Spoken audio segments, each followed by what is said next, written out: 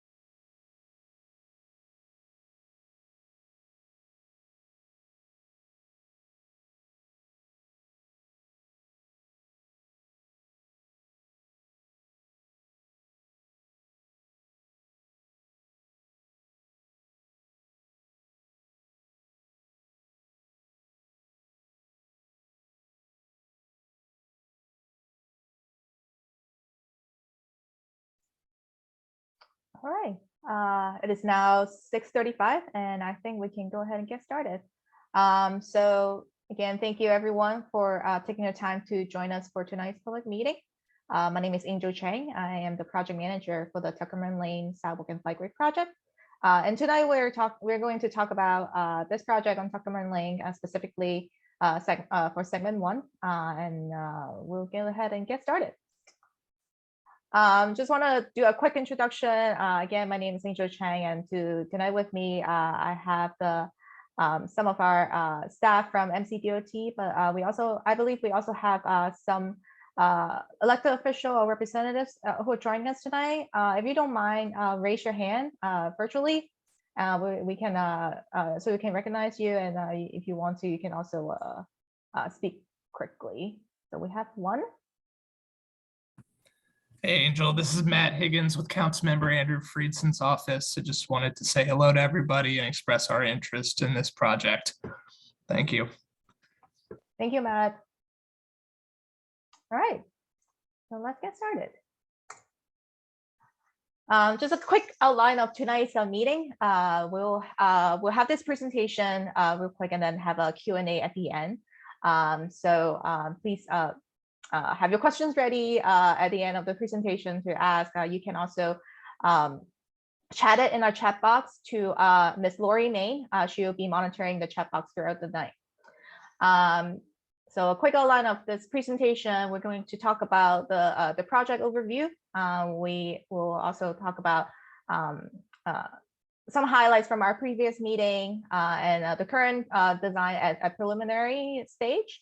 And talk a little bit about the next steps, and then finally we'll get to the question and comment period at the end of the presentation.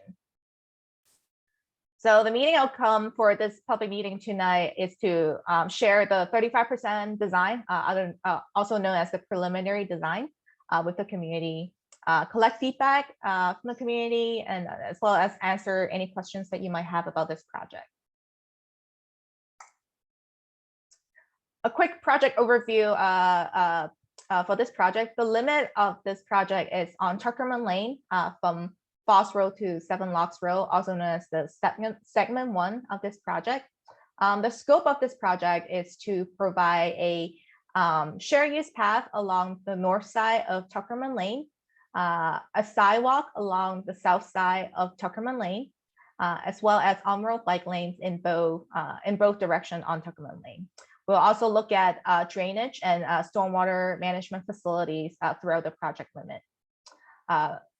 This project is currently not funded for final design or construction just yet, and I have a asterisk here for to see the notes on the next slide.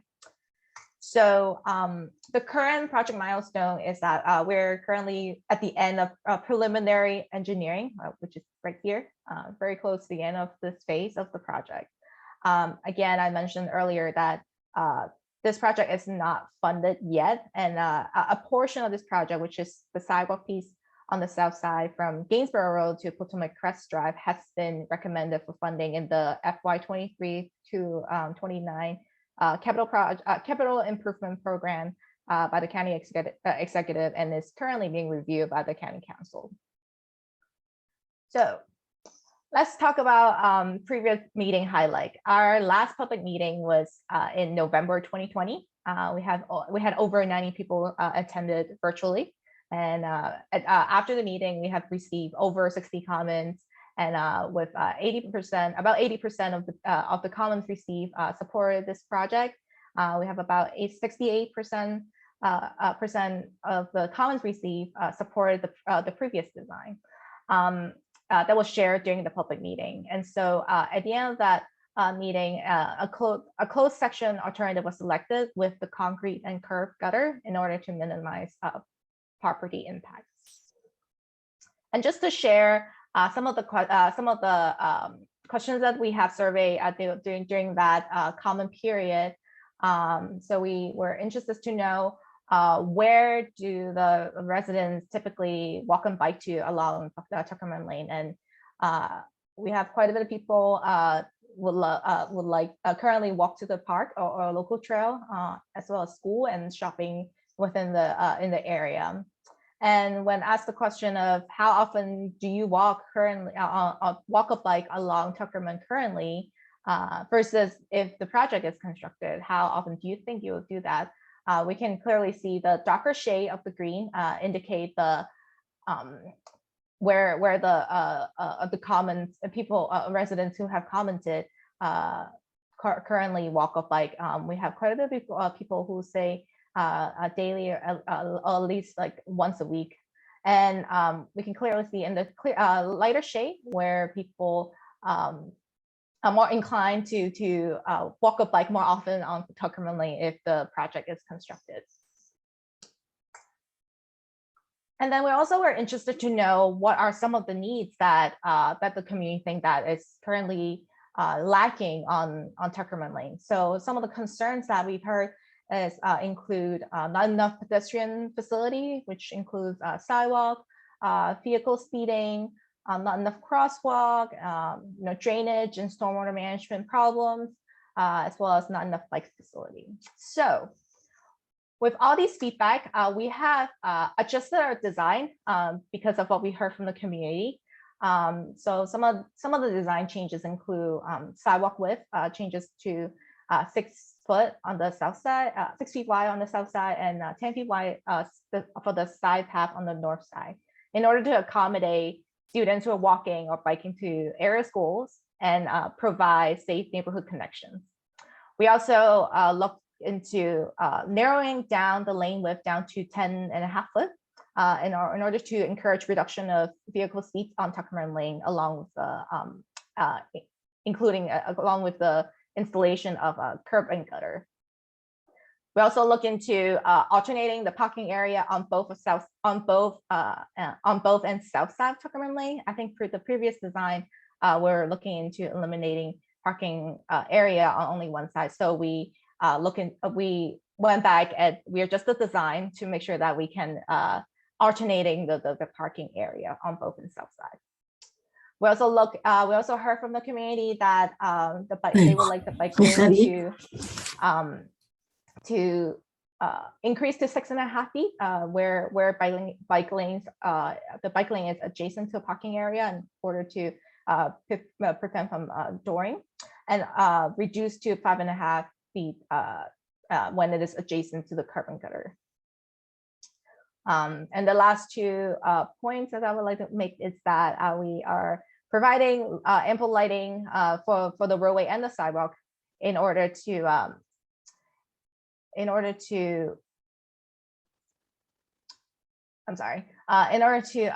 increase safety for the pedestrians. And finally, we will look into provide proper drainage and stormwater management design for some of the existing drainage issues.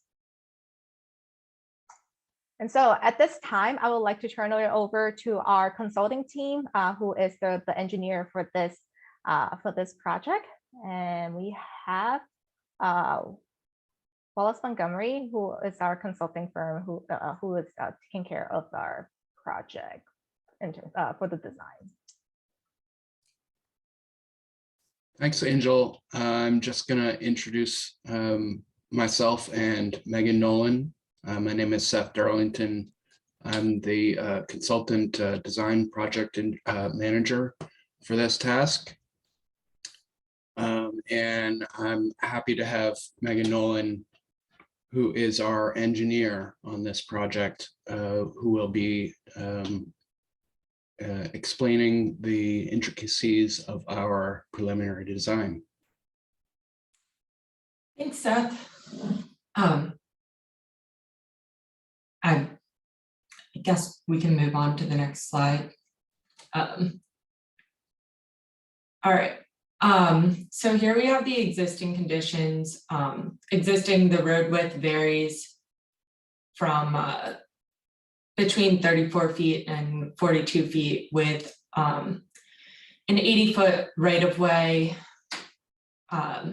with wider right-of-way at the intersection. There's currently shoulder to park, bike, and walk. That shoulder width varies from 6 to 10 feet. There's some sidewalk throughout the project and street parking, as well as overhead utilities on both sides. And we currently have an open section, as you can see, with the existing swale. So moving on to the proposed, you can see here, we'll have some more zoomed in views on the future slides. In the kind of greenish color is the bike lanes. And I guess I would call that yellow from what I can see on this pretty zoomed out view. I believe those are our sidewalks. And then in between the bike lanes for most of the project is the travel way. And then as we zoom in, it will be easier to see. You can see the proposed pavement markings and those, but these are just the typical sections for the whole project, kind of where the roadway changes in general. At some intersections, there's some turn lanes, and obviously the general view is not going to be the same for every inch of the project, but as we move through the typicals, that will be your typical section for that area. So if we can move to the next slide, that'll show the first typical. So this is from Karen Drive to Judy Place. We have the shared use path, sidewalk, bike lanes on each side, and then parking is maintained on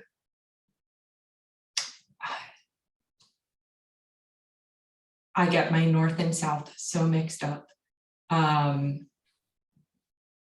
the south side.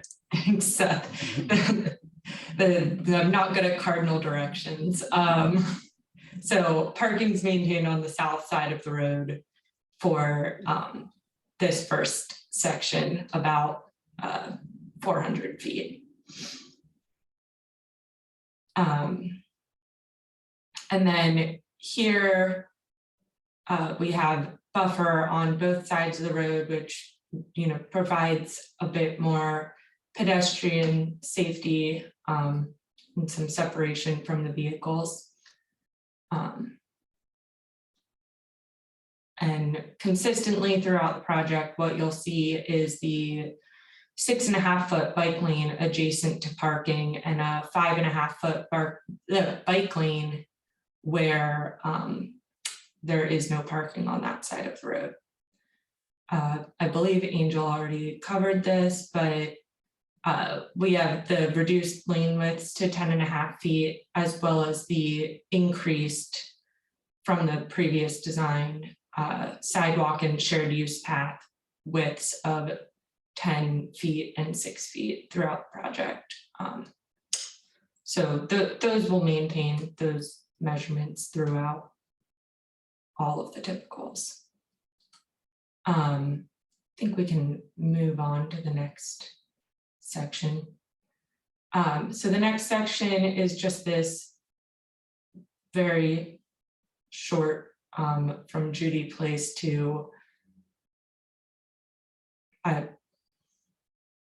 I'm not sure how to pronounce this road. I'm sure you guys all know, living in the area, but Toulon.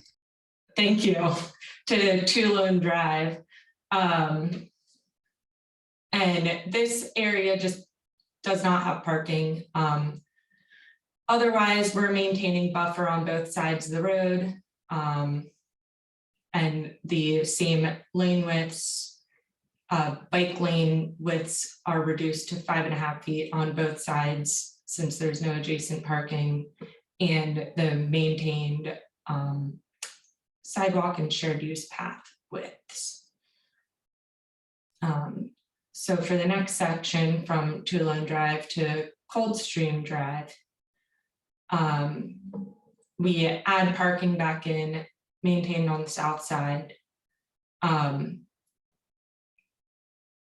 I believe this is very similar to the typical for the first section, where we have the buffer again between the shared use path and the sidewalk, as well as the larger bike lane width for adjacent to the parking. And the 5.5 foot bike lane where there's no parking.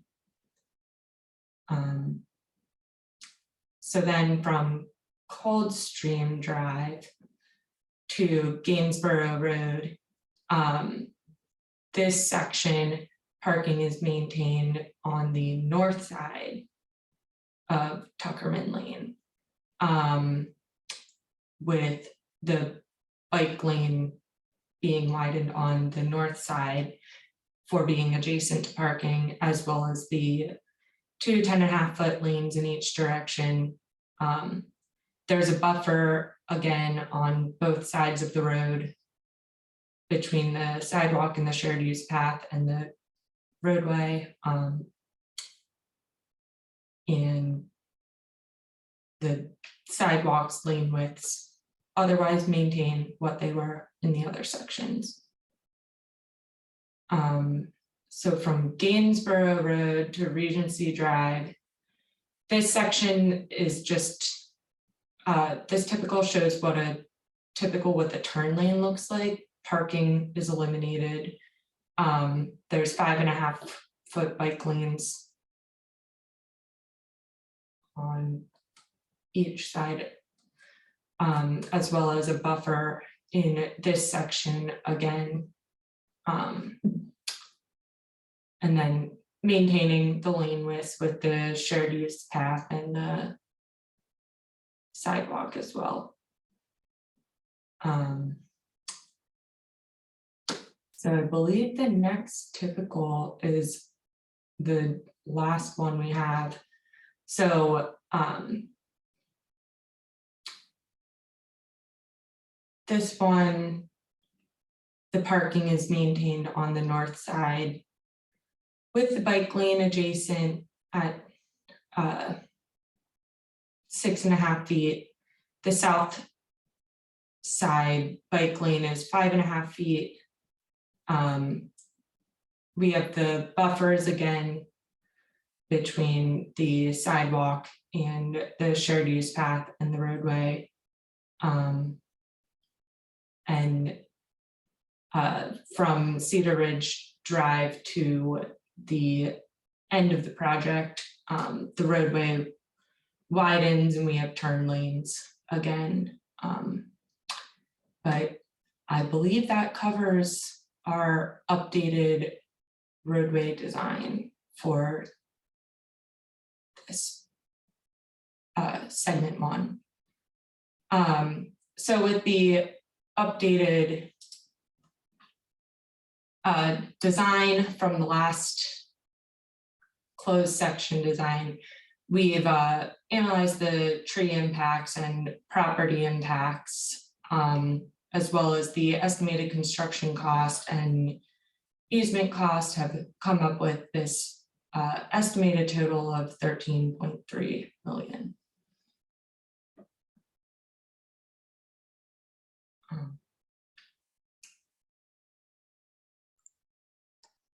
Thank you, Megan. So I'll take it back over and we'll talk a little bit about next steps real quick. And so after tonight's meeting, we are hoping to collect feedback from the community through April 11, 2022. You can submit your comment through the online comment form, and here's the link, and it's also posted on the project website. Or you can choose to email it to me.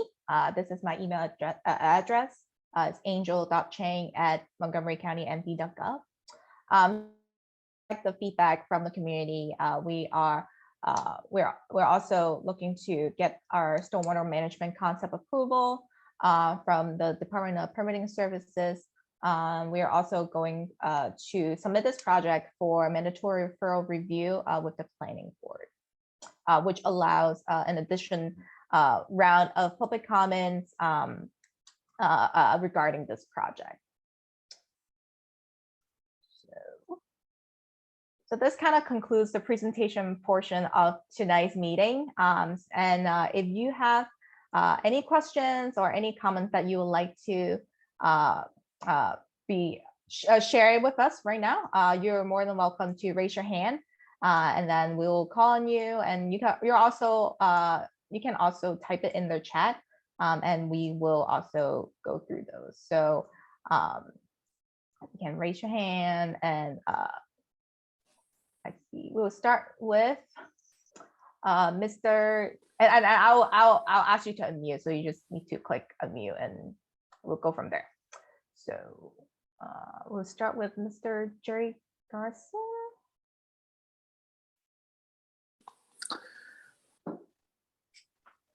All right. When all the duplexes, triplexes, and quadplexes along Tuckerman Lane proposed by Thrive Montgomery 2050, where will the residents that will only have one off-street parking spot per apartment unit park? This parking spot restriction is proposed in the new zoning text amendments. You're aware that Tuckerman Lane is one of the few areas of the county that does not have a homeowners association that would ban multifamily housing. So this area would probably get most of the multifamily housing proposed in the county. Will there be a prohibition of these residents having electric vehicles, or will there be on-street electric charging stations for the people who only have one parking spot?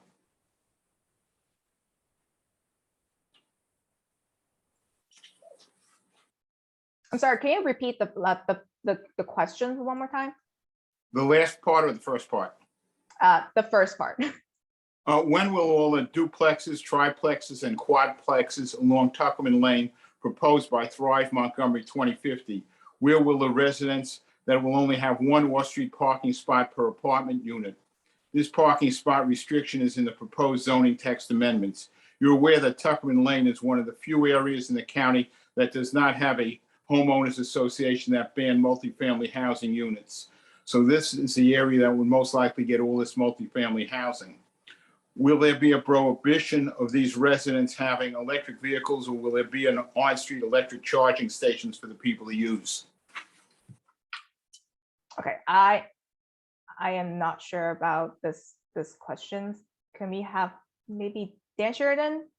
Sure. So this project does not contemplate that that condition. We can look into how policies will for electrical vehicle charging in public right of way, but you know, assuming that there's a parking space and that there can be a meter, then there shouldn't be a prohibition on electrical parking spaces.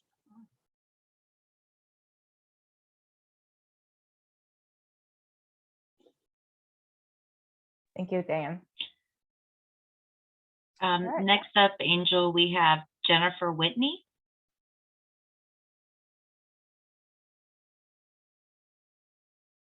Ms. Whitney. Hi, thanks so much for this presentation. So I recently moved in on the north side of Tuckerman Lane, and I appreciate the bike lanes and the proposed sidewalks. And so I was wondering if you could explain why, with 2 new bike lanes, sidewalks on the south side, why the north side also needs such a large multi-use path, and why we aren't just putting in like a regular sidewalk. Yes, thank you for your questions. So for the shared use path piece, the county has identified that a shared use path is a bike, share type facility where pedestrian and cyclists can share, and specifically for cyclists who are not as confident to bike on the street. So we think that for students or younger age children or family who might have younger age, or just cyclists in general who might not be confident biking on the road, would be more comfortable having a separated bike space for them to bike on. And so so that's kind of how we kind of identify the shared use path for the north side, which is, you know, on the school side of this project. Thanks. And then just a follow up to that, at being a person who lives on the north side, trying to get an idea of the scope of how much this is going to impact my own front yard. Do you have an idea of like how much acreage, how much space from the current road will be taken from my yard for this? Yeah, so if it is about specific property, if you can send me an email, I can look into the specific number for you. That might be easier. Okay, thank you. And of course. And let's see. Okay, next we have Daniel Zhu. Daniel, or David, I'm sorry. David? Hello, hi. I live on Tuckerman Lane. So when it comes to the project, I welcome the project which will modernize the community. However, like when I look through this, I attended the last meeting and I looked through this presentation, today's presentation, I still have my very much concern. So I mean, adding sidewalks are okay. I think that's a welcome step. However, why does this project have to add 2 bike lanes on the road, which adds already very congested like road condition? And by doing so, you are narrowing the vehicle lane, which makes the driving more difficult and challenging. Yes, you might think this will deter the drivers to slow speed, but in reality, it will not. I have been go through many communities that built bike lanes, but I found that makes the driving very challenging. And also, the bike lane, there's no barrier, no razor barrier between the vehicle lane and the bike lane. So, I mean, the bikes are still at very much exposed to the risk. So I don't feel comfortable driving in the bike lane. Maybe some people have confidence, but I don't. But if you could just look at the bike lanes that currently are just like marked on like east side of the Tuckerman Lane, no, east side of Seven Locks. I don't believe anybody will be like be willing to ride a bike in that type of road situation. You have lanes, you have traffic lanes, and you have turning lanes, and the bike lanes is in the middle, in the between. So this is, I don't think it's safe to ride bike under that type of situation, and I don't see any difference by this project layout in terms of the bike lane design. So, and also we have to remember, like a lot of the passing cyclists, okay, that happens most of the times on the weekend. They don't stay in the bike lane. They still sometimes use vehicle lanes. So it has no difference, like having this specific bike lane or not, to me, based on my observation. So some people may argue, you know, adding bike lanes may add like a value to the property, but I have different view. So because, you know, keeping in mind that we are in a residential area, so we don't want increased traffic, and increased traffic is not good for residential area. It's only good for the shopping arena, but we are not in the shopping arena. We don't need increased traffic.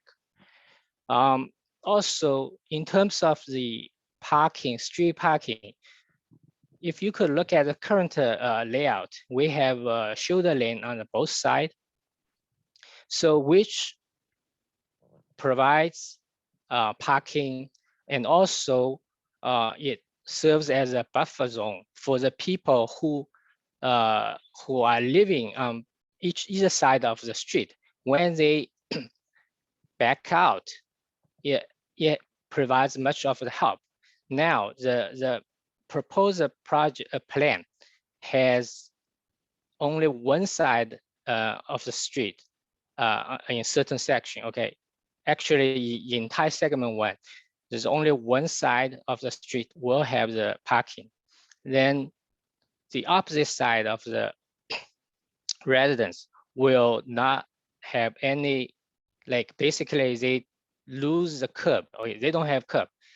When they back out from the house, it's more difficult with passing traffic and pedestrian, because this Tuckerman Lane is like a main road in this area. It's not like the side street. You have only local traffic. We see lots of passing traffic on this road already, and with current layout, the people who like the houses that don't have the parking on their side will have too much challenge. Okay, they basically lose a curb. So imagine they cannot put out the trash on the current shoulder lane. They have to put on their driveways in the like a fall season when you have lots of leaves. There are lots of garden waste. There's no room. Okay, nowhere to put those. So I don't think this parking or bike lane the plan has like taken full consideration of the residents' need. Okay, it looks good on the paper, but I hope the designer or like as a planners could come to the community in real time to observe the traffic, to see what actually needs to be addressed. Like in this case, we have 2 schools in this segment, Winston Churchill High and Hoover Middle. During school hours, especially in the morning or in the afternoon, if you could take a look how congested the intersection is, you could understand the pain. If, say, I live on Tuckerman, if I need to get out during this time, I had to wait long time. And also, when I back out, I'm at the mercy of other drivers to leave space for me. This is very, very inconvenient for the people who living on the street, like on Tuckerman. So I hope your plan could take that into consideration as well, to ease the traffic, not to increase the traffic, because like we are facing, like we live on the Tuckerman Lane, and we every day we are facing the traffic. We hear the noise. We don't need the noise. We need that traffic to be smooth, to be eased, not increased. Okay, so I guess for local residents, okay, who want to ride a bike for leisure, for whatever purpose, I think having the sidewalk is more than enough. So just like we used to do, we did not have specific bike lanes, so we use sidewalk to ride a bike, and that because we're not doing like a serious training, we just use it for leisure purpose. I think that's more than enough. And it's not, in my opinion, it's not advisable to ride a bike on the major road. You could use certain section of that and then turn to the side street, which has less traffic and is it's much safer for the rider's sake. And also the people who lived in a section of Cold Spring and Tuckerman, because of the the shape of the the road, they have suffered like flooding multiple times due to the like rainstorm. Because the drainage is not probably is under capacity. So I'm not sure if this project is addressing the need. I don't think they can be they should be addressed separately. You don't want to build a new a modernized street without taking that into consideration, and that will later become a problem, because it is a problem. And if that's not get addressed, it will still be a problem. So I hope you guys could take those into consideration. Thank you, And David. I'm not for bike lane, because I see little benefit adding bike lane to already like limited space, limited congested area. So please take that into consideration and make Yes, we changes. will. Thank you. Thank you, David. Yeah, thank you. Thank you. All right. Okay, next up, we'll hear from Alan Rhinesmith. Alan? Hello, yes, I'll try to get to a question quickly, but I have to say in response to the previous commenter that as a cyclist, I can tell you there are lots of cyclists using Tuckerman. You can see those, especially on the weekend. Tuckerman is a major connection between Rock Creek Park and the Glen Road area, and lots of cyclists from around the area use Tuckerman Lane. There's heavy cyclist traffic. I'm a cyclist myself. I use Tuckerman Lane, and I think this would be a vast improvement, what you have in mind here. So I'm all for this as a cyclist.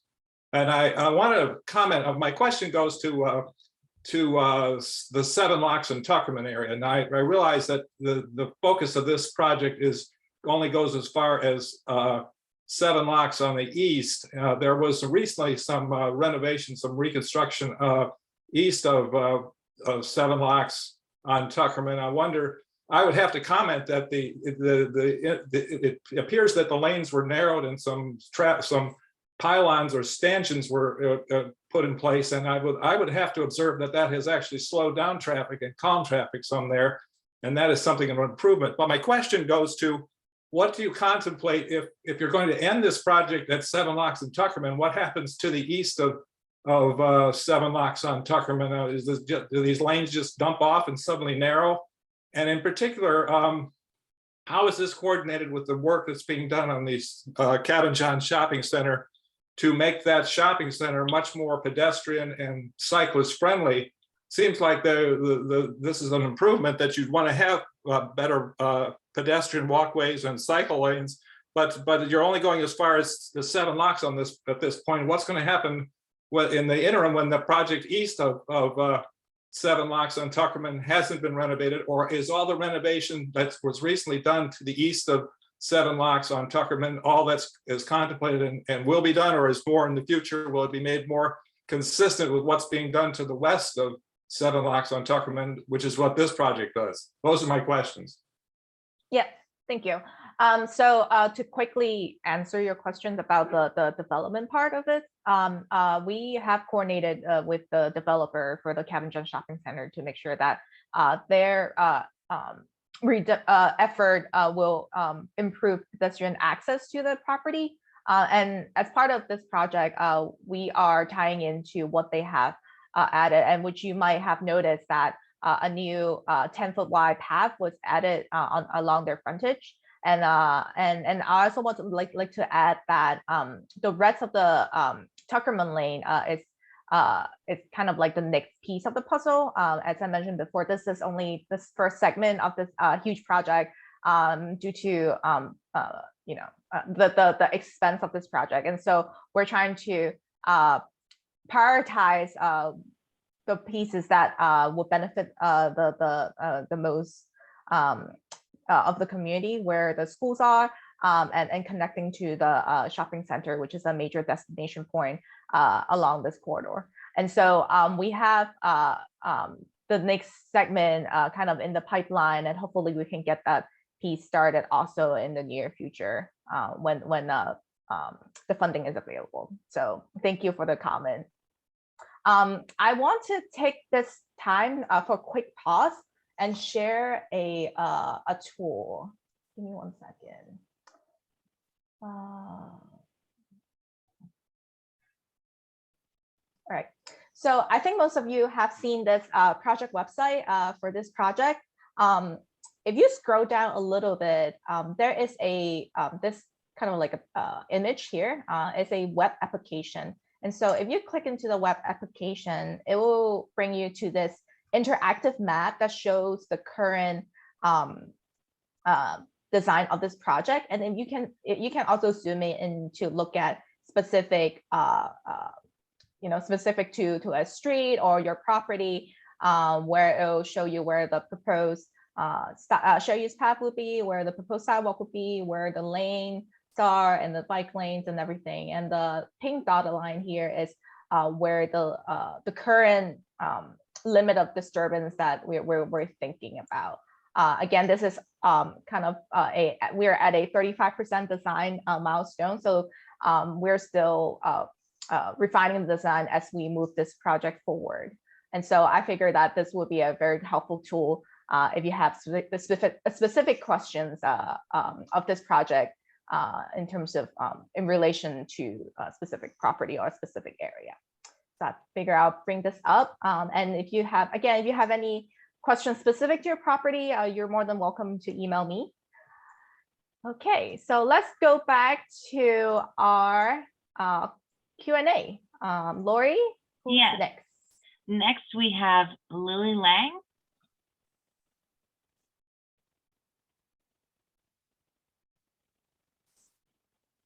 Lily, can you unmute yourself? Hello. Yeah, sorry. I was trying to. I was looking at the interactive map and trying to see the lines and following Angel. And thank you for showing that. I do have a few comments, a few considerations. I actually hear what David was saying. So he brought out some very good point, because we are not very far from each other. And we're just a few houses down from each other. And oh, by the way, first of all, let me say that I'm a biker, and so is my son. So we bike regularly, and when the weather was good, I bike almost daily. And then so does my son. So actually, I asked him today.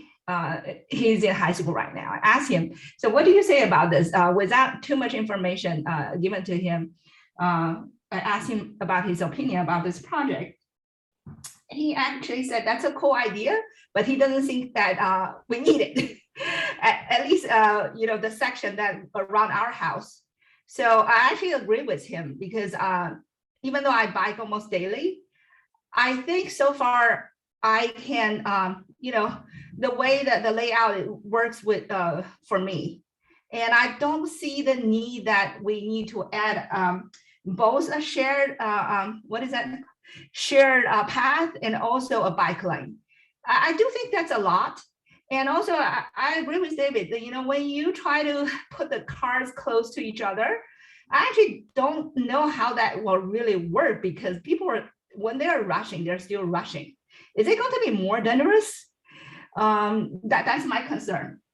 And I also, David brought out that, when we back out from the from our driveway into the road, and I actually haven't thought about that until he brought it up.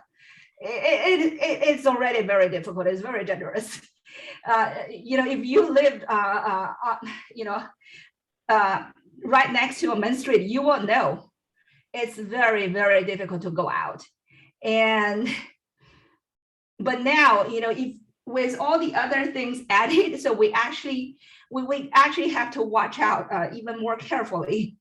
And also the trash can, the recycle bins, they will become an issue, because right now they are at the area that, close to the road. But then with this proposed change, I think all of these need to be rearranged. I think it's going to make us going out very difficult.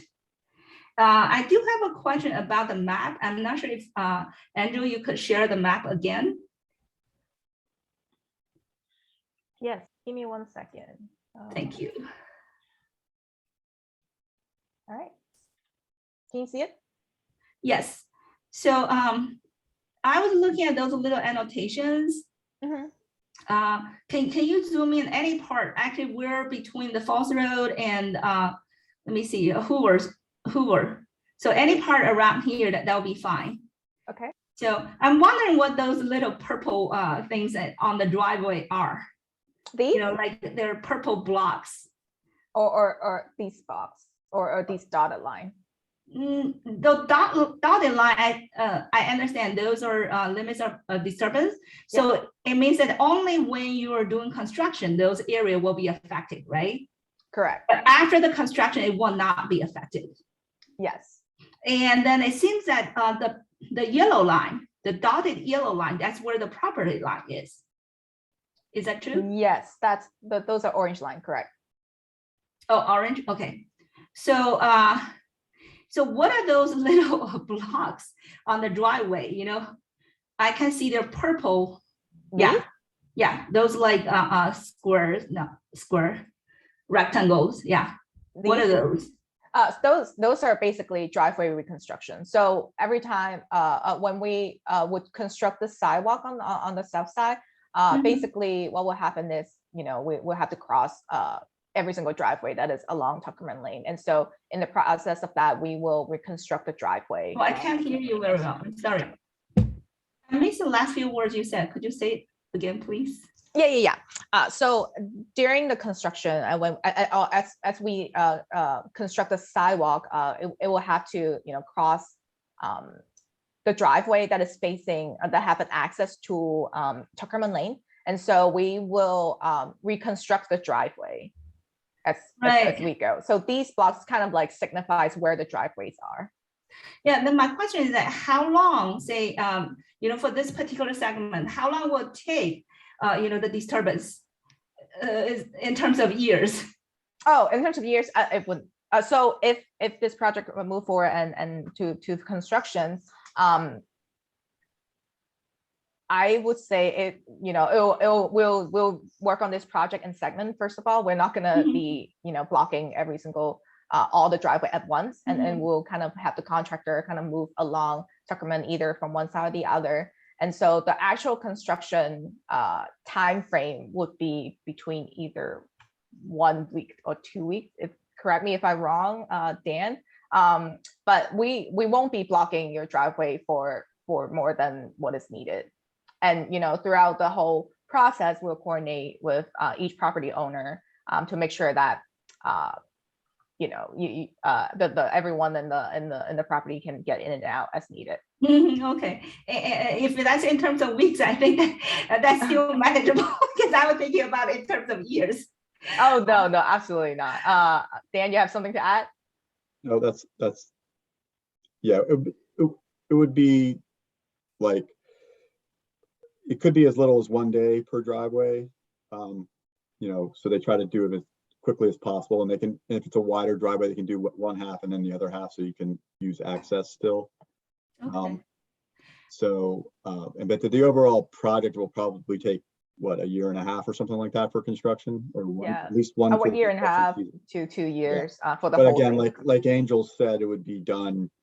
You know, it's a linear project, so you know they work on one block at a time, so to speak, and then so it kind of progresses along. So it's the impacts are localized.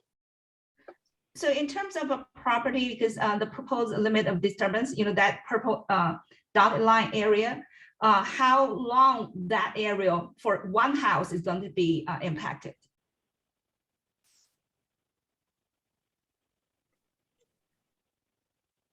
Do you know? It's probably about a month or something like that. Okay, and what happens between the what is that? Between the is this orange line, dotted line? Yes, that's the property line based on the GIS information that we have. So that property line, what's going to happen between the property line and the proposed 6-inch sidewalk? So I think we'll just grade it back, whatever that is currently out there. I think for the most part on Tuckerman Lane, it's just grass. So whatever disturbance that we might make during that during the time period of construction, we will just restore back to the original condition. What about the trees? Are you going to remove trees between the purple line and the proposed 6-inch sidewalk? So right now we are assuming the worst case scenario where we are counting every single tree that is between the, within the purple line. However, as the project moves forward to a, more refined detailed design, we will look into every single tree that is, along this corridor that might be impacted. And, we'll try our best to save those trees if possible. And if it is not, if it is going to be impacted and it's not avoidable, we will remove it. But in return, we'll plant more trees throughout the whole corridor. Right, but what if the tree that's between the purple disturbance limit and the property line, which means it's technically a property? Between, you mean like within your, like in the property? Yeah, it's within the property, but it's also, the purple line also. So maybe like also, around this area, you're thinking? Right, between the purple line and the orange line. We'll have like our certified arborists to go out there and assess every single tree, and then to double check whether it's, whether it's really need to be impacted or if we can avoid it. And so if we need to, if we would impact the tree that is within your property, we will work with the individual property owner in terms of course of action. Right. You have something if to you add? already decided to start the project, but then the property owner do not agree with that tree being removed. You see what I'm saying? It seems that you don't have an answer right now. You're saying that once the project starts and you will see whether you need to remove trees, but technically those trees could be, not be something that you could remove. Yes, we will go over if there are, and we try to avoid as many tree impacts as possible. The closer the tree is to where the construction is, the more likely it is that it will be impacted. The closer, if it's on your property, there still could be an impact, and that's when the county certified arborist will look at the impacts to the tree roots, and if it can be saved, it would be saved. And if it's on your property and you don't want to remove, then that, and we could advise you to remove it, that we would remove it, or potentially it could stay, but that would be at the the arborist call. Say that again, please. The last part. It potentially could what? It potentially could stay, right? Well, I would say that my tree in front of my house will stay. I'm sorry, I don't care what you decide, but that's a tree that I don't want to lose. Yeah, and so we can work with you. We can work with you to avoid those impacts. If it's in the right of way, in front of your house, it may have to go anyway. Say that again, please. So the tree could be in front of your house, but technically in the county right of way, and that those are impacted, those, again, we'll try to mitigate with. Right, but I'm saying that if that tree is on my property, I will have the right to decide, right? Well, I don't know about that, because if it's an impact to it, the tree will, is severely impacted and the arborist says it doesn't have a chance to survive, then we're not going to let it stay there because it could fall over and impact, a pedestrian or something like that. But anyway, that's a reason. That's another reason I do not support this change. And first of all, I don't see it's going to benefit the area. And because my neighbors, the people that I talk to, and they are not supporting this. Actually, they point out that what we really need is to have signs for the drivers to slow down. And it's not about the width of how far we can walk or how we can ride bikes. Actually, many of these people have little children. And we do bike and we do walk and we do go to Hoover and Churchill, but we don't see the need. And another thing is that, the disturbance and, I'm just saying that, the tree in front of my house, and I have a right to say whether it's gonna stay. And I don't want you guys to tell me that you're going to start this project anyway, and then let's negotiate and let you convince me to save that tree. Well, if I have the right, then that's my right to decide. Hey, Lily, thank you for your comments. We still have quite a bit of people waiting to comment. So Sure. Yeah. we thank you so much for your comments. People just. Okay, next we'll hear from Eleni. Eleni, can you unmask yourself or unmute yourself? Yes, and I'll try to keep my remarks brief. We also live on Tuckerman Lane, and so there's just some things that I want to get out there for consideration, and I'll call you, Angel, maybe offline, and we can talk a little bit about our particular property. So we've been here 22 years, and I agree sidewalks are critically important. The bike lanes, my experience, like others have said, I have nothing against cyclists or bikes, but I honestly don't believe, because they come in packs and that's how they travel, and that's completely fine on the weekends. I don't see them staying in the bike lanes. And so, again, I'm not sure if there's going to be an added value taking up that space when they're going to pretty much take the whole lane anyway, or a good portion of the car lane. We also have a bus stop in front of the house, so I'd be interested in understanding how that operates. I think my biggest concern is no shoulder. I probably go in and out of my garage, say 4 times a day, when other people may be riding their bike once a day or once a week.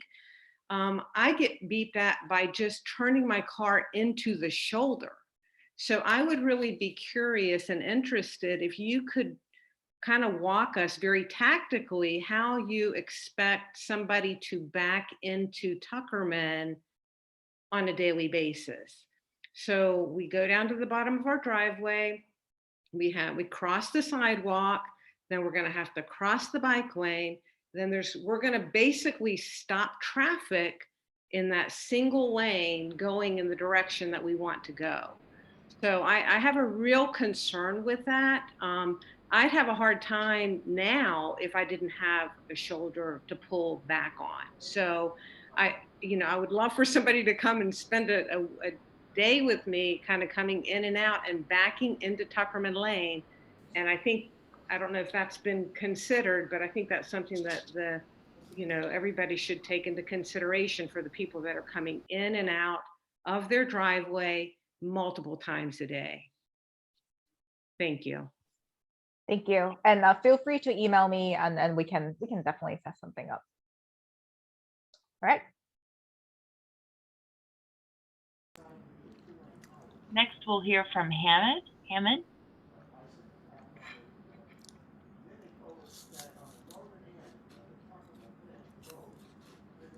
Sir, can you unmute yourself?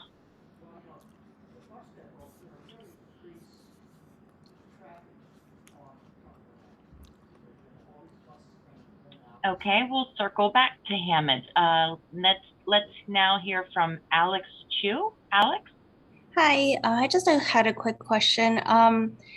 You said that you will repair the driveway first, but as you know, since Tuckerman doesn't have HOA, everyone's driveway is slightly different. Will you match the type of my driveway?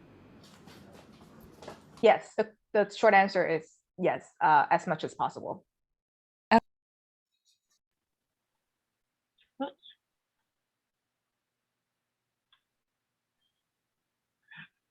Hello? Oh, damn it. Not sure what happened there.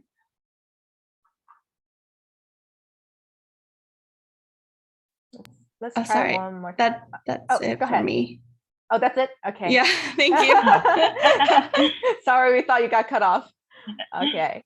Okay, next we'll hear from Hamid. Sir, can you unmute yourself?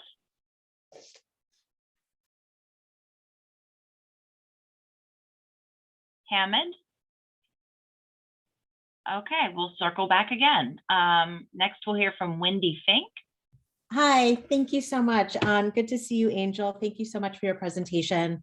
I just want to echo what a lot of my neighbors have said, and that is, you know, I don't see a need for the bike lanes on the road. I think it's going to create a lot of congestion, a lot of issues for those of us that do live on Tuckerman, safety concerns. I think a sidewalk and a shared use path are great, but I don't see the need for these bike lanes that get ignored by the bikers that use the road now. They travel in huge packs, and I think it's going to create a problem. So I'd like to thank everyone who's spoken up tonight. And I also, you know, hope that you're hearing the community's concerns, because I know the Bike Association is in the meeting, and I'm sure that they're getting a lot of their members who don't live in the community to write letters and bombard the comment section. So I really hope that some weight is given to those of us that do live here and that are going to be directly impacted every single day.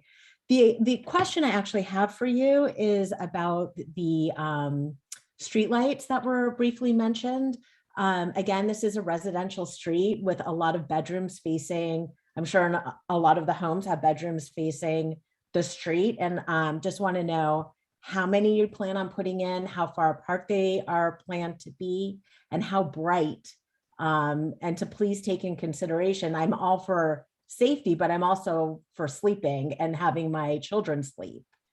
So if you could please go over that, I'd be grateful.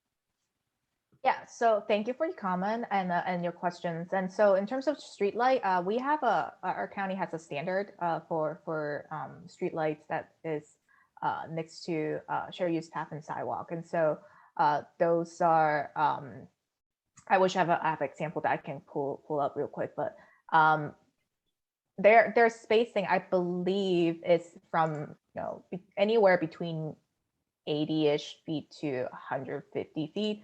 And so, you know, it would be determined by, you know, how bright they are. And those are kind of the detail that we will have to explore a little more as the project move forward. But it is accounted for in terms of, you know, cost of the project and, you know, spacing and potential space that we'll need in order for that. So, well, but yes, thank you for that. But those tend to be extremely bright. And again, most of the times these bike paths are in parks, not in front of people's homes and bedrooms. So I really implore you to think about that and to really design for a bedroom community, not a park, not a main road. I mean, yeah, a lot of people think that Tuckerman is a main road, but it's not Rockville Pike. It's people's homes. Absolutely. And people's bedrooms. And if you're going to design based on the county standards, which give, you know, for these other areas, wonderful bright light, it's not appropriate in a neighborhood. It's just not. Thank you for that comment. And that comes in later in the design, but we will bring that comment back to, and we have colleagues, and there are things they can do like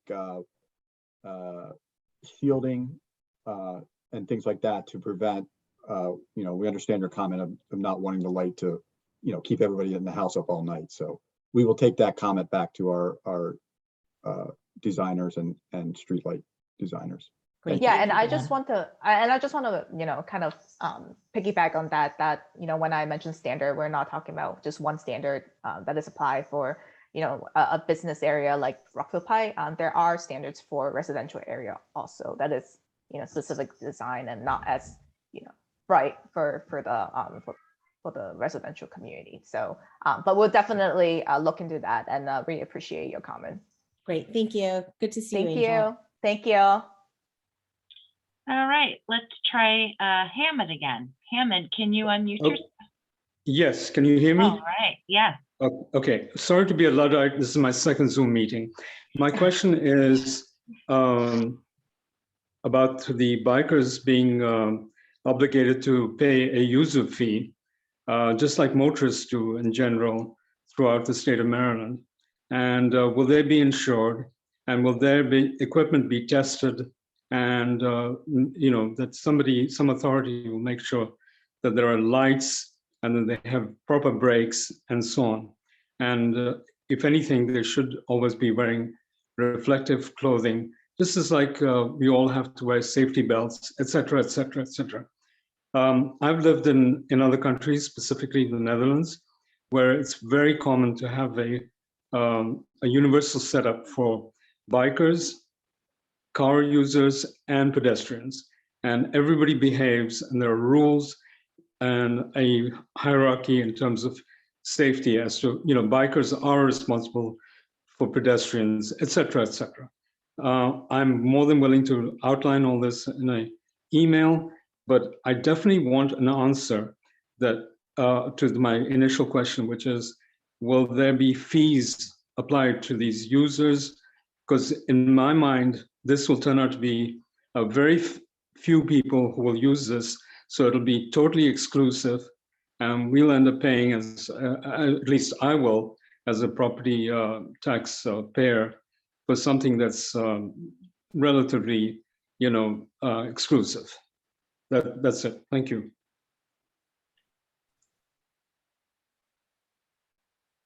Thank you for your questions, Dan. I hope I will get an answer. I mean, a written answer, or yeah. Well, there'll be no fees. There's never been a fee applied to a bike facility for users. So no, I can tell you that now. Now, whether the other questions about bike safety and things like that, I'm not sure. That's probably taken at a state level or something like that, or perhaps at the county level, but not through this project. Okay. Will their equipment be tested? And not through this not through this project. I mean, maybe at some county level or state level, but I've not heard of any such thing. Okay. All right. I think I've made my point. Thank you. Thank you. Okay, next we have Jack Cochrane. Hi, can you hear me? Yes. Yeah. I guess, I think that there's also a very short-term need for certain things. And it would maybe something we could move, into the next 3 years. But for road cyclists, I would say just continue the westbound bike lane to Cedar Ridge, from 7 Locks to Cedar Ridge, which is a very short distance. Or even shorter, just close that lane to cars, that right-hand through lane to cars, which to me is not an issue. The current situation is very dangerous. And then also a spot widening down by the Cabin John Trail crossing, where the road just gets very narrow for cyclists. For walkers, widen the new sidewalk from the Cabin John Trail up to Angus Place, which it baffles me why that was built 5 feet wide when there was room to make it 8 feet wide. It was just built. So I think that would be very easy. And then build a path from 7 Locks Road, at least to Georgetown Drive. Every block there is an improvement, up to Gainsborough. But Georgetown Drive, that's sort of a back way to Churchill High School.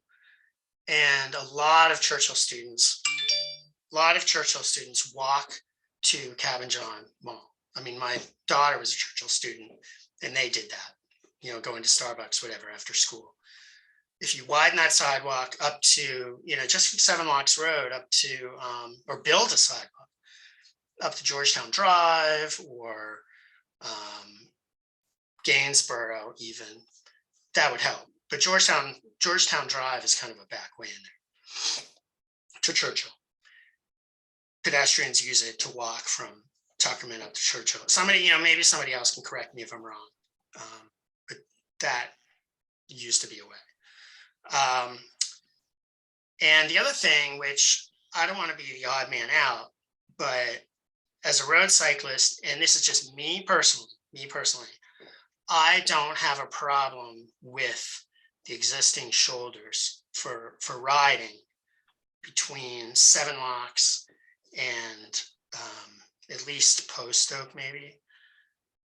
And it's because you have so much width there as a road cyclist, and there are parked cars, but there aren't as many parked cars as there would be, in other parts of the county there. And if, there's sometimes Hoover has, it's all parked up. But I even there, that's during the day, and I find that I can just skirt around it, ride in the travel lane, and nobody really cares. So you could save 4 feet on this project if you didn't have bike lanes and you just rode in the shoulders.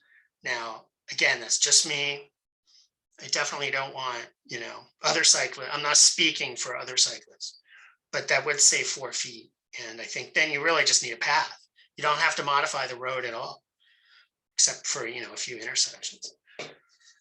So, so that's my limited take on it. All right. Thank you, Jack. Thank you. Next up is Paul Kaplan. Paul? Hi there. It seems to me, I live in the neighborhood, but not directly on Tuckerman Lane. And what I'm hearing from comments and in the chat room is that there's a fair amount of neighborhood opposition to what's contemplated here. And I've lived here for over 30 years. And some of this feels like it's in the nature of, it ain't broke, what are we fixing here? The main bicycling problems are on weekends when very large groups of bicyclists are out for long drives and they take over the traffic lanes. And they're not going to go on bicycle paths. They're going to stay in the traffic lanes. And by narrowing the traffic lanes, you're actually going to be contributing to a dangerous situation because it'll be all that much harder to pass. If you're going behind the bike lanes and they're not going at a reasonable rate of speed for a car, it's very tempting to try and pass now. And at least you have a greater width with which to do it. And then interestingly enough, the speaker just before me said as a bicyclist, he's fine with the shoulders as they now exist in the section 1 of the proposed changes. So I'm just wondering, by way of a question, what policies in terms of what is motivating and one final issue for me, as somebody that passes by the schools multiple times every day and have for many, many years, the most dangerous situation is when school children and teenagers cross the street wherever they feel like it. And I don't see anything about this proposal that's going to change that. And other than that, it's not a particularly dangerous drive or walk as things currently are situated. So I am interested in knowing what policies or analyses have gone into determining that these are necessary improvements. I would echo some of the prior speakers who I think are essentially saying, put in sidewalks and call it a day.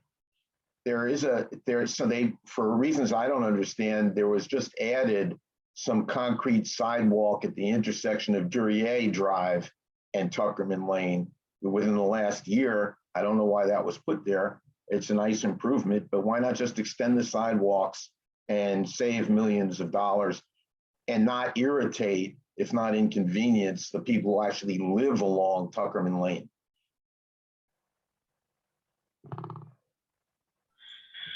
That's it for me, other than I would appreciate knowing about the policies and studies that have gone on that support these changes. Thanks for your comment. Oh. Hello? Hello, I'm here. Oh, yeah. I just want to make sure that I'm not echoing. Oh. Sorry, but I'm done. Okay. Thank you for your comment and your questions. And so this project was part of the master plan bike facility, and we are basically tasked to look at where we can incorporate bike lanes and as well as pedestrian improvement for the Tuckerman on Tuckerman Lane. And so and throughout this whole process, you know, we look into the latest standard of practice and, you know, safety improvement that we can do for Tuckerman Lane. And, you know, as part of the process, you know, we are looking to, you know, obtain feedbacks from the community. And this is precisely why we're having this public meeting, and is to hear from the community what are the concerns and what are the needs are. And so we really appreciate your comments, and, you know, and every comment is taken, you know, with equal weight, and particularly if you live on Tuckerman Lane, we're so glad that you're providing us a valuable comment. So I hope that helps. And if you have like further specific questions, and you have, feel free to email me, and I can definitely give you more information specifically. So. Okay, next up we have Ronald Stern. Hi, my principal concern is traffic.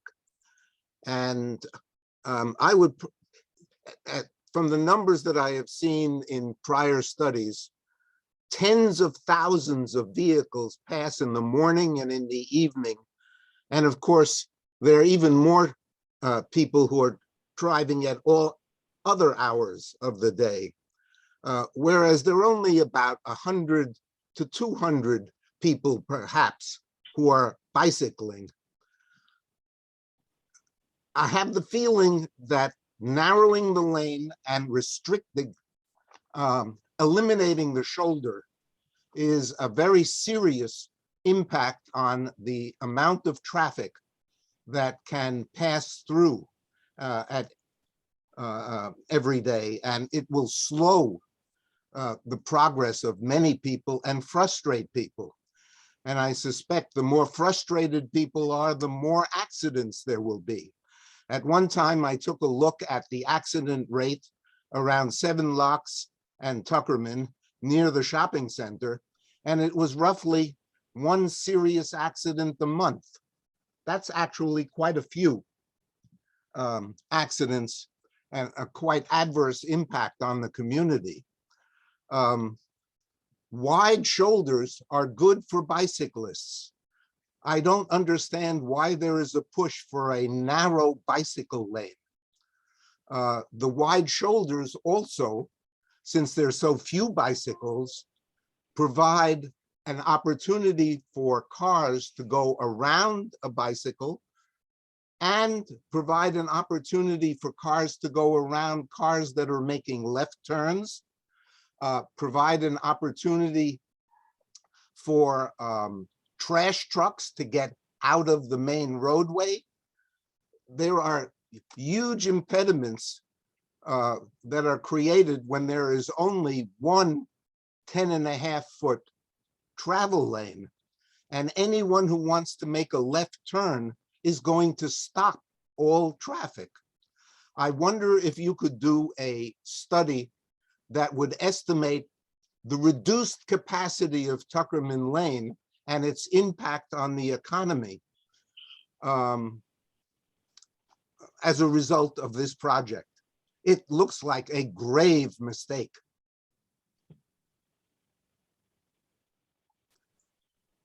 Thank you for your comments. Okay, next we'll hear from John Lenning.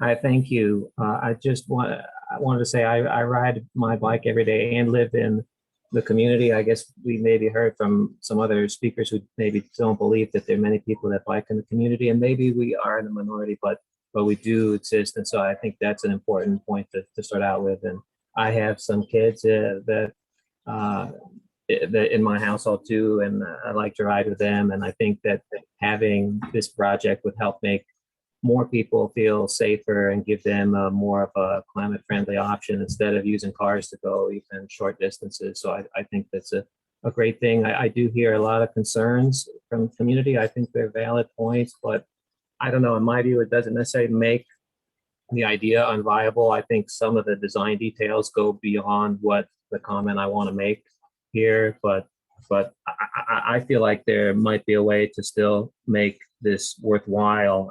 And to me, the shared path is not necessarily a substitute for a bike lane. I think it's sort of like telling drivers, that, hey, be happy that there are pelotons in front of you. I mean, it's sort of the same kind of problem. And I think that's not really the answer in my view as a cyclist. There also are not many east-west routes to travel. And so to tell people, oh, go a few miles out of your way when you're riding a bike to, a detour is probably not something that most people are actually going to do. I maybe my last comment, I sort of agree with, I think Jack may be a road cyclist and I'm sort of in the same boat. The only thing that I would say or add to that would be that the parked cars to me are a sort of a safety hazard, and especially along the athletic fields there. And, people can have the potential to swing doors open. And so it really, having a dedicated space, studies clearly show that this is a safety improvement. So I just thank you guys again. I think this is a good project and support it. Thank you. Thanks for your comment. Thank you. Next, we'll hear from Wendy Fink again. Hi, thank you. Just to the last point, there was an idea of having the bike lanes on Montrose or on Bell's Mill or maybe even Democracy, which is not that out of the way, and wondering why that's not being considered instead. But I do have a question. There have been some really wonderful comments in the chat. I mean, everyone's comments are wonderful, but are you capturing those? Or do we all need to submit what we've said in the chat to the official form? So we can capture those, but I would prefer if you can just submit those by email or through the comment form, just so that it's easier to organize, because everyone kind of just chat into the chat. So it has a lot of, well, I can't even monitor it because I'm so concentrated on listening to everyone's comment. Yeah, and so so I would appreciate if you can just email your comments specifically, and if you have questions or you're just chatting, that's fine. But I'm just saying I would prefer that. We will definitely save the chat too. Yeah, I would just ask if you could capture it and save it as well for your record. Because, yeah, definitely.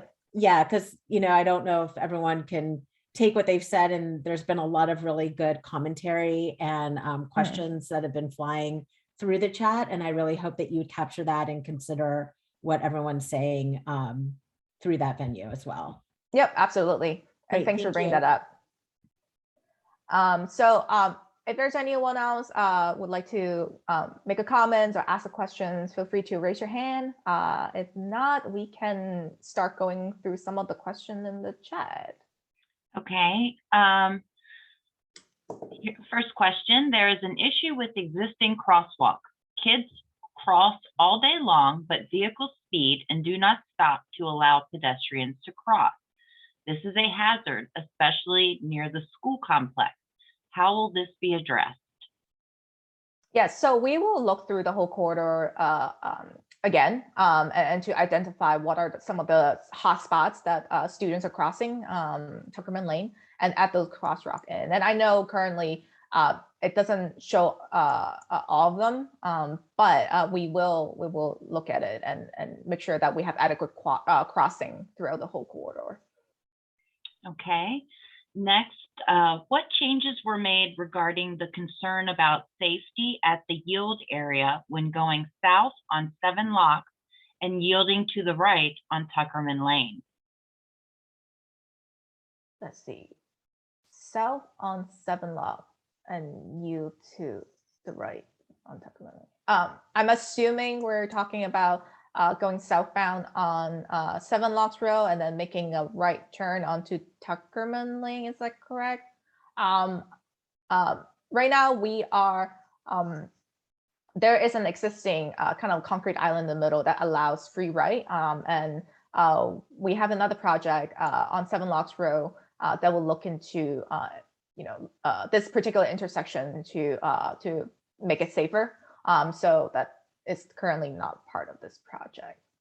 But I think that's what you meant. But if not, feel free to put in the question again if I miss it. Okay.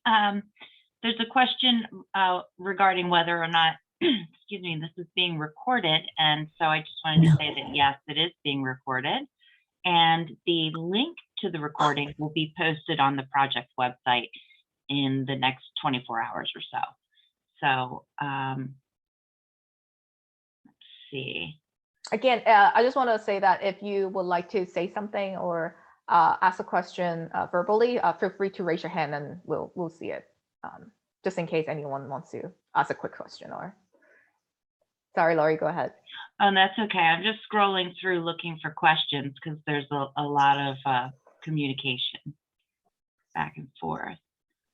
How wide will the bike lanes be? Will they be wide enough to accommodate a side-by-side or just single riders?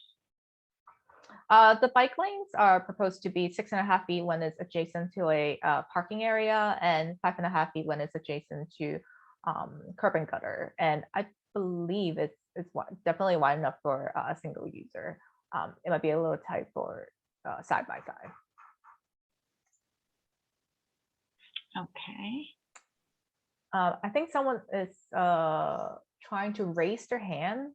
If you click the reactions icon, yeah, and then click raise hand.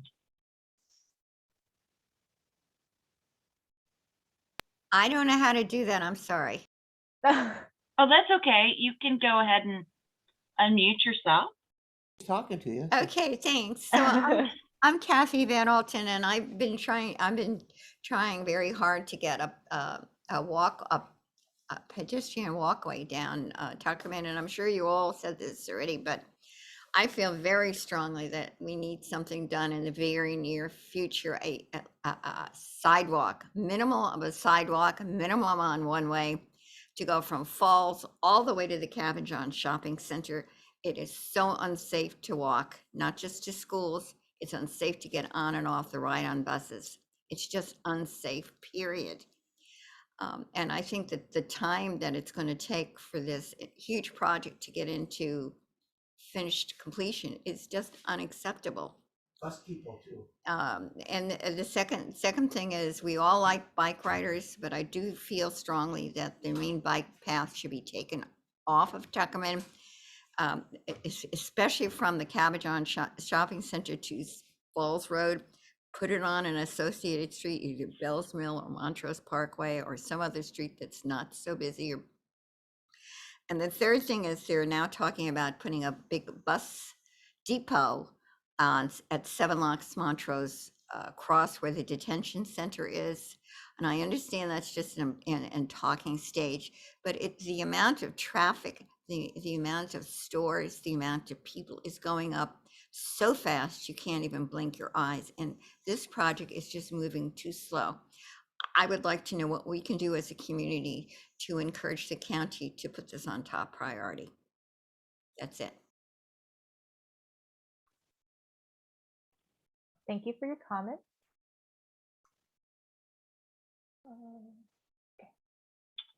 I think someone else is still trying to raise their hand. Uh-oh. Is it Sahi? Oh. Yes, that's me. Oh. Okay. Go ahead. Hi, Angel, and hi, everybody. Actually, I sent an email to our neighbors here this morning, and I sent a copy of that to you. My main concern is by adding sidewalk. A sidewalk is necessary here, and I think it's a must, but I don't think that bike roads are necessary. But I think by adding this many solid surface, we are going almost 40% of we are adding 40% to the existing solid surface in the street. And manholes in the intersection of the cold stream and Tuckerman cannot take all the existing stormwater when we have harsh rains. So by adding this much of the extra solid surface, we are going to have more water there. And I sent you and I sent everybody pictures of the floods we have 2 years ago. We had last September. So I'm sure I know that Department of the Stormwater Management should handle this. But my question is, have you thought about, do you have a concern about that, and you consider in your designs and this much of the water, how we can be handled? Yes, thanks for your comment and your question. And the answer is yes. As part of this project, we are looking at the drainage pattern throughout the whole corridor, as well as any sort of stormwater management facilities that we can put in to treat storm water runoff. And so, yes, we definitely look at those as part of this project. Thank you very much, because it's very main problem right now, and almost 20 of the houses are in danger of the flood. Yes. In Cold Stream, Tuckerman Lane, and behind to Maxwell. Thank you, Angela. Thank you. Okay, next we'll hear from Letitia Howland. Hi there. Thank you for taking my question. It seems like most of the people want just a sidewalk or a pathway for the pedestrians and not necessarily the bike lanes.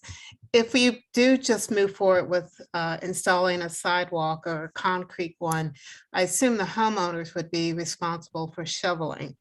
If you went to like just a tar pathway in the same spot, would the residents be responsible for shoveling that as well, maintaining that, or is that just something else? That's the end of my question. Yes, so the county policy is that the adjacent property owner is responsible for shoveling the facility nearest for this in terms of sidewalk, or whether it's sidewalk or a asphalt path. Okay. I think the policy basically says you're required to clear out a 3-foot wide path that is, passable within the first 24 hours after the snowfall has stopped. Now, in terms of maintenance, though, I believe the county maintain all the sidewalk and then the path. So if there is cracks or potholes or anything of that sort that makes it unsafe, the county will repair those. Okay. Thank you. Thank you. Okay, next we'll hear from Daniel J. Hello, this is Daniel J. I'm a frequent bike user of this corridor, so I'd just like to add a comment in great support of the bike lanes that are being proposed. There's pretty high frequency of bike users on this path, and if it hasn't been done already, I definitely encourage the county to do a count of a certain week on the amount of bike users that use this path, because I think it'll demonstrate pretty clearly that the bike lane is needed. Thank you. Thank you. Thanks for your comment. Okay, we have some more questions in the chat. With the alternate parking on north versus south side, what measures will MCDOT implement to allow residents and students who need to cross the busy street to safely get to their parked car? Yes, great question. And I sort of alluded to it a little bit earlier when we talk about crosswalk a little bit. We will go through the corridor again to assess where crossing will be needed, especially in the area where students might be crossing or residents might be crossing in order to access the cars. And so we'll definitely go and take a look at that again. Okay, next question. Where will the crosswalks be to get to the sidewalks? I think I kind of answered your questions earlier, just for the last question. So again, we will look into where it makes sense and safe for the pedestrian to cross again for this project. Okay, are there trash cans planned for either side of the street? with increased pedestrian and cyclist traffic, they may increase litter on the path. Who is responsible for the litter? So the short answer to this question is no, we don't have any trash receptacle planned for this project. And I believe that I'm not sure actually. So actually, Angel, I can help with this one because I live right by a path, and the county's policy on the shared use paths are that you take out what you bring in. So basically, I myself, when I'm walking the dog, will pick up litter that people have left. That's just me, but yeah, basically we hope that people honor that and take out what they bring in.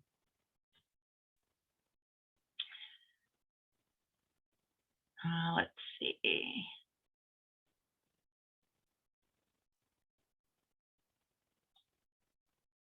Just reading through the comments here.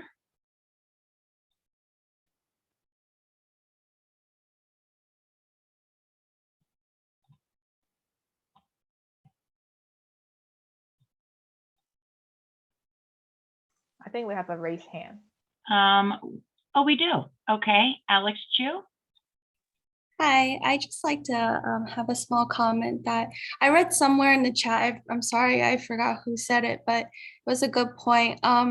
If we have constant deliveries by UPS, USPS, FedEx, Amazon trucks, then they will block the bike lanes, making it useless to you all bikers.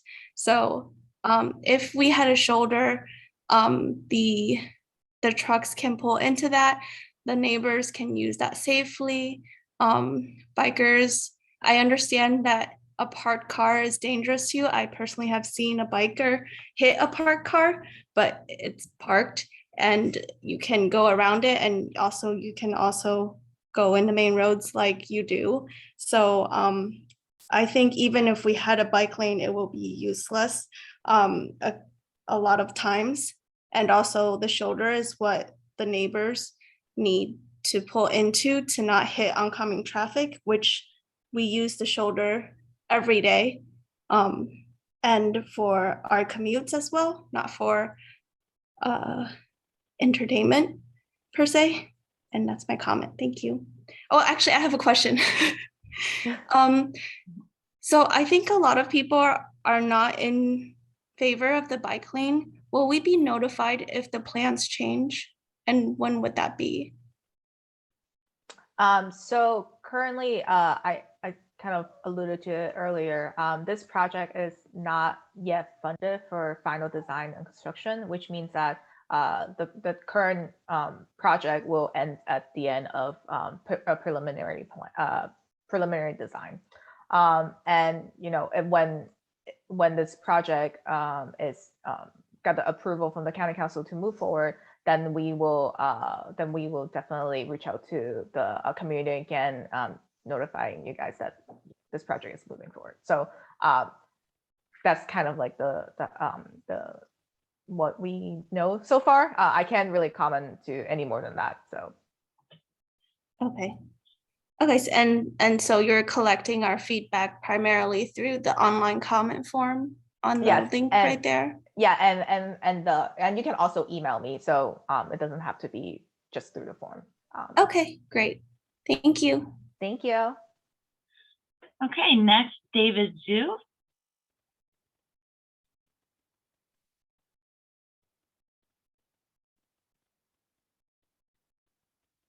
David?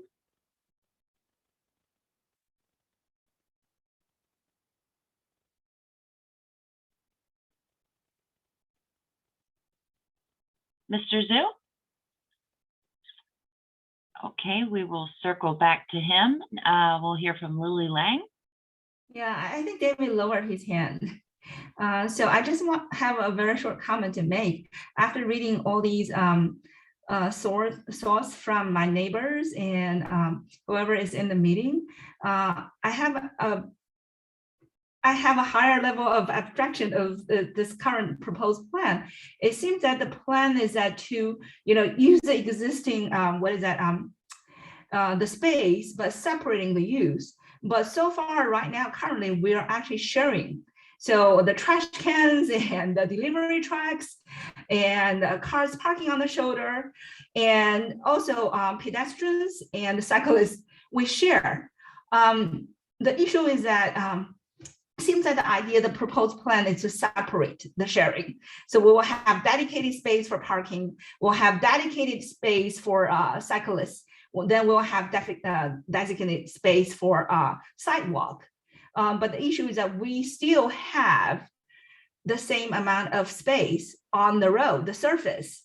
And can we afford this kind of separation? In my opinion, after reading from what people have been talking about, it does seem to raise issues. And that's in addition to the flat issue. But anyway, this is just my view right now.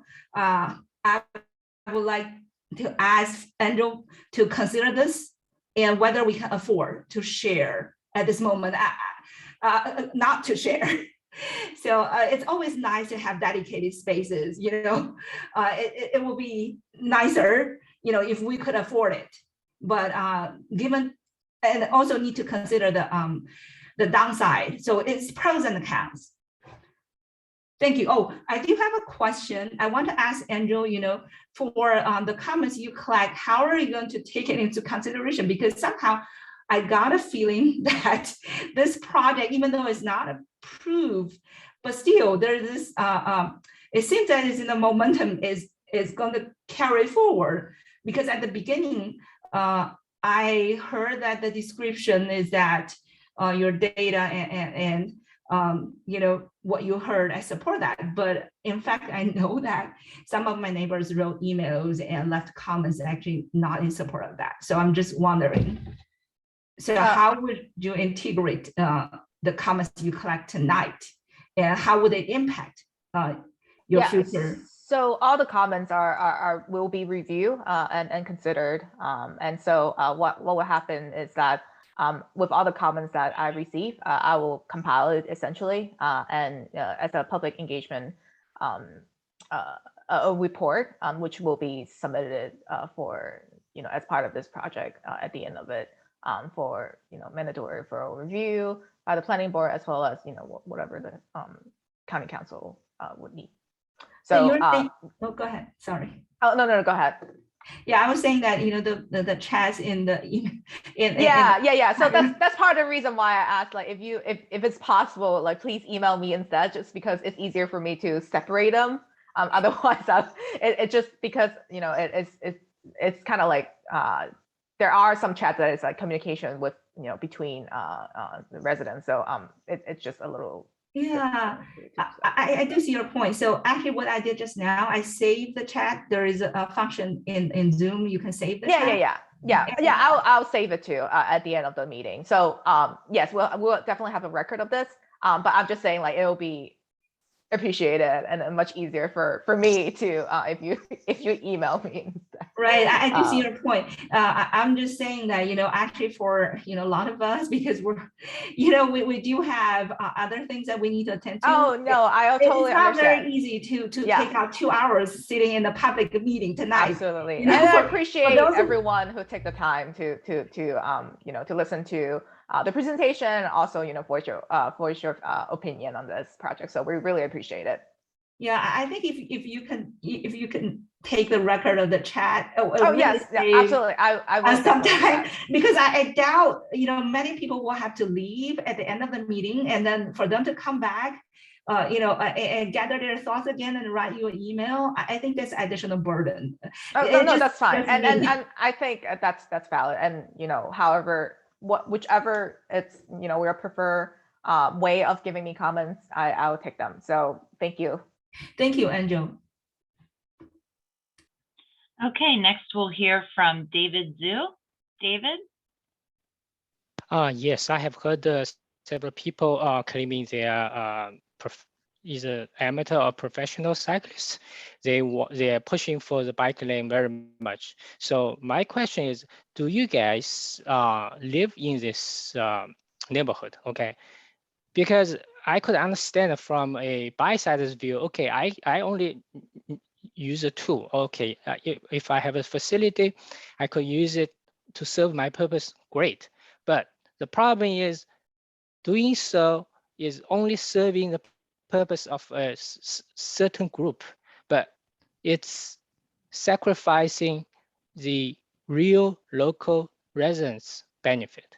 Their interest is negatively impacted. As I said, I'm not against adding or including bike lane on the open road plan, provided if the space is enough.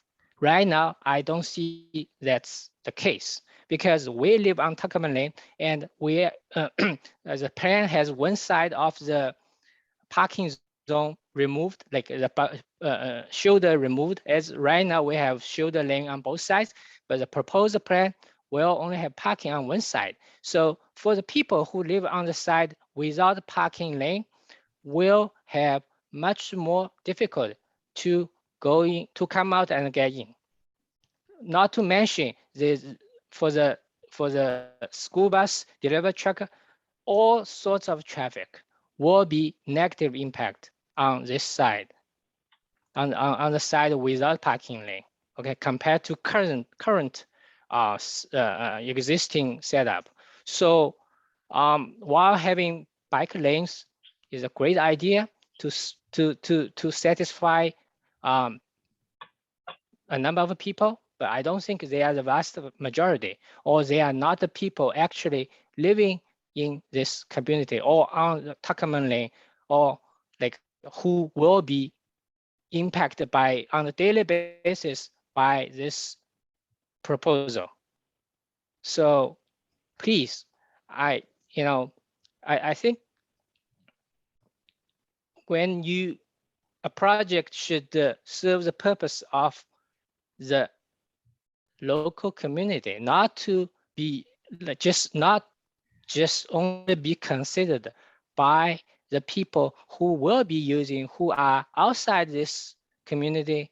They are just passing by.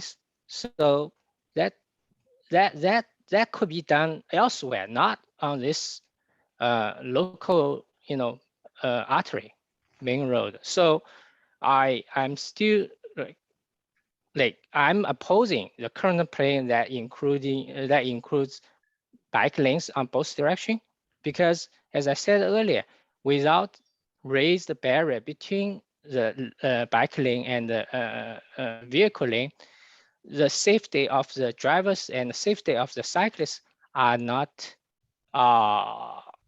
protected. Actually, both of drivers are like bikers and the drivers are at a risk of each other. So not to mention your proposed traffic lane will be decreased, will be David, narrowed. I'm sorry, Yeah. I have to cut you short because we only have 7 minutes left and still have some people raising That's their fine. I hand. appreciate you Yeah, taking and my. I really yeah. appreciate you taking the time to provide us the comments. So thank you so much. Okay, thank you. Thank you. Okay, next, Ronald Stern. Hi, I have been told that the county has set aside $11 million to build a very wide bike lane along the Pepco high voltage transmission line. That's only a few hundred feet away from Tuckerman Lane. Would that not be an acceptable alternative to go from Seven Locks Road to Falls Road? It's roughly in the same area and has the potential of being totally free of traffic. It'll be better for the bicyclists, and it'll be better for the local residents living along Tuckerman Lane, and it will be better for traffic on Tuckerman Lane. Have you considered that? Thanks for your comment. I have no idea when that will happen.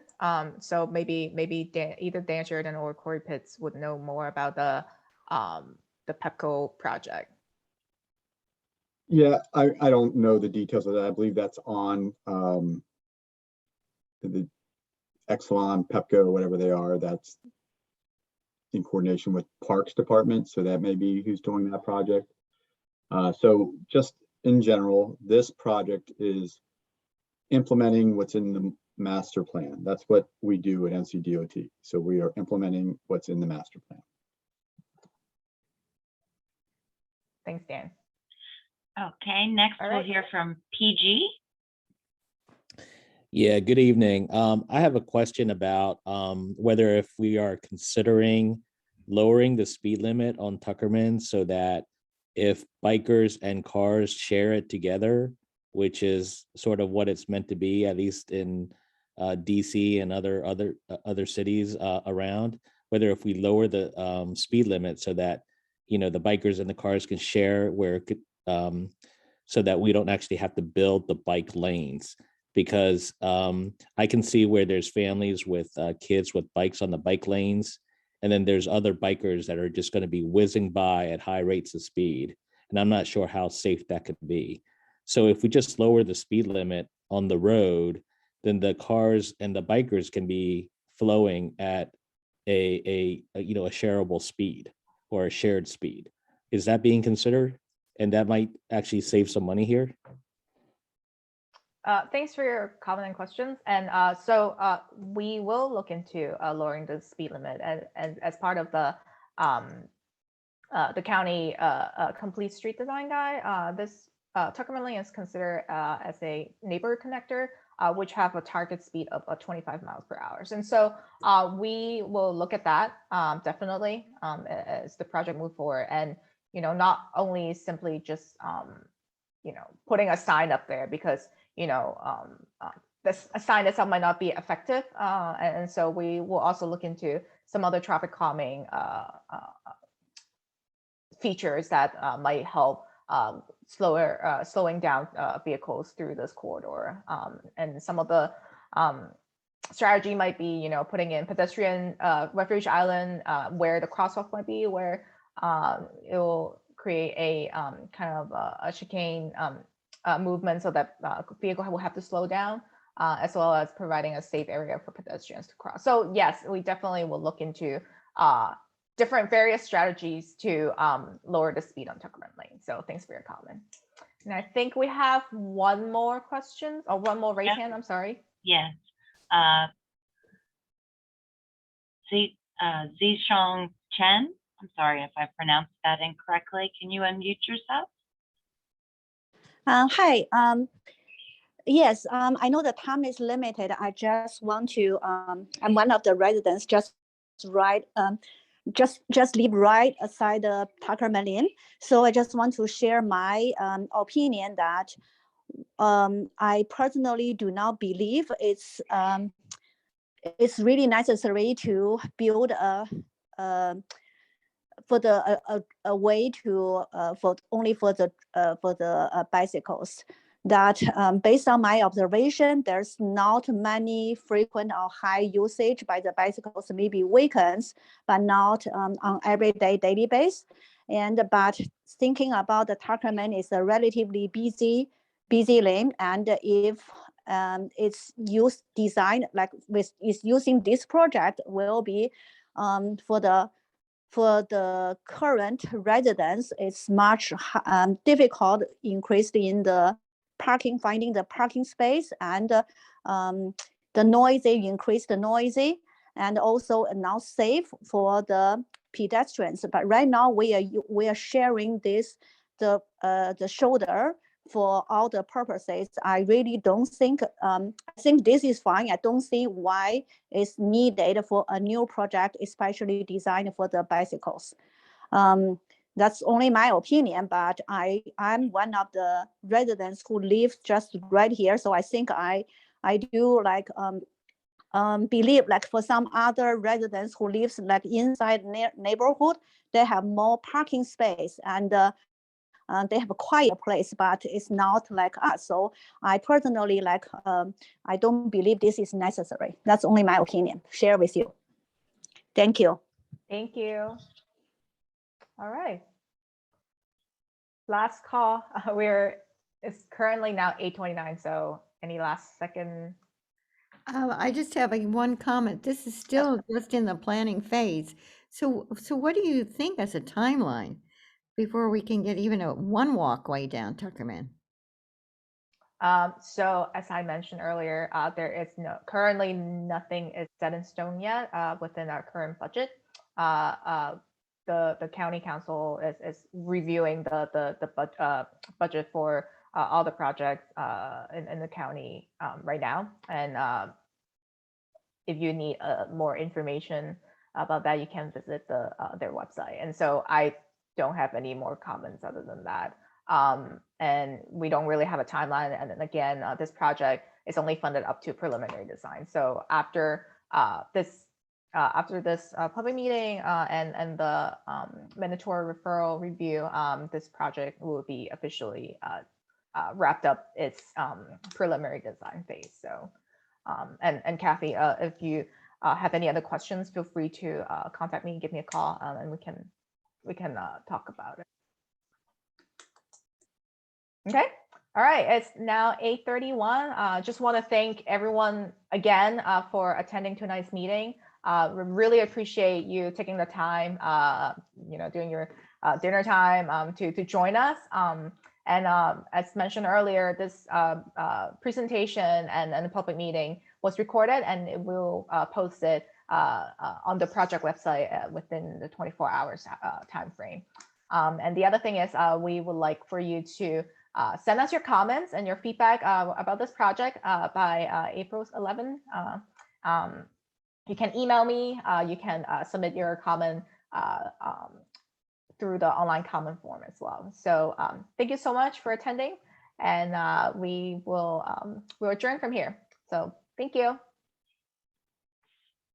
Thanks, everyone.